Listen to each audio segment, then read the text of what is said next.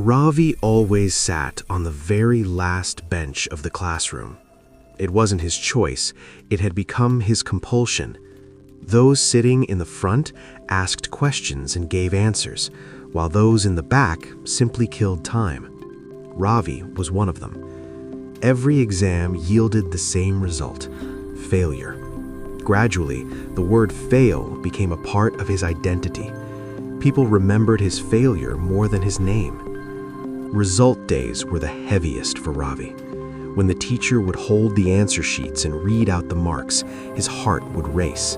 He knew his name would come last, and when it did, he heard the same words: "Work harder next time." But one question constantly echoed in Ravi's mind: I do work hard, so why doesn't it happen for me?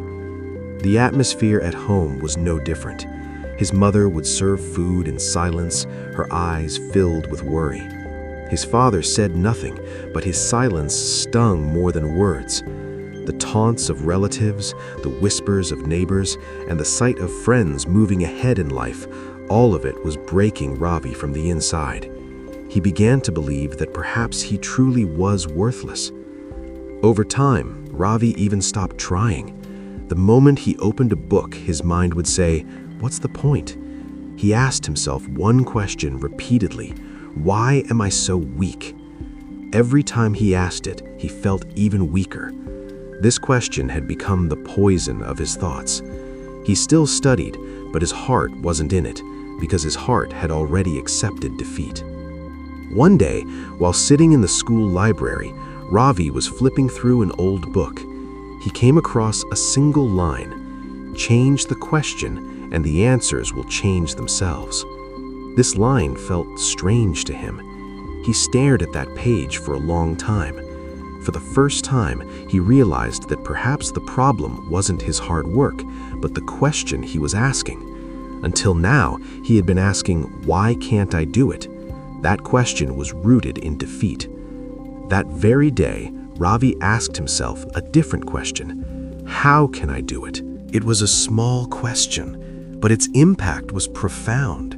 Instead of blaming himself, this question turned his focus towards solutions.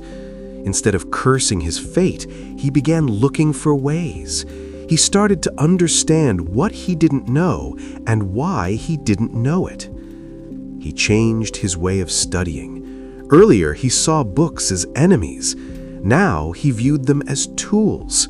Instead of studying for hours aimlessly, he studied with focus for shorter periods. If he didn't understand something, he read it again.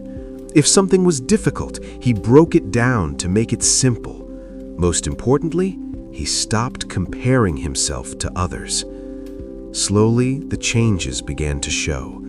He was no longer afraid of questions. When he made a mistake, instead of calling himself a fool, he asked, "How can I improve this next time?" This mindset kept pushing him forward. For the first time, studying didn't feel like a burden, it felt like a process. The next exam arrived. Ravi was still nervous, but not like before. This time, he wasn't thinking about failing, he was thinking about how much he had learned. When the results came out, he wasn't the topper, but he hadn't failed either. It was the first victory of his life. That day, Ravi understood one thing clearly. In life, victory and defeat are often decided not by circumstances, but by our questions. The wrong questions make us weak, and the right questions make us strong. He learned that asking "how can I" is far better than asking "why not me?" Today, Ravi is a successful person. He isn't first in everything, but he has learned to believe in himself. He knows that if he ever falls again, that one question will pick him back up.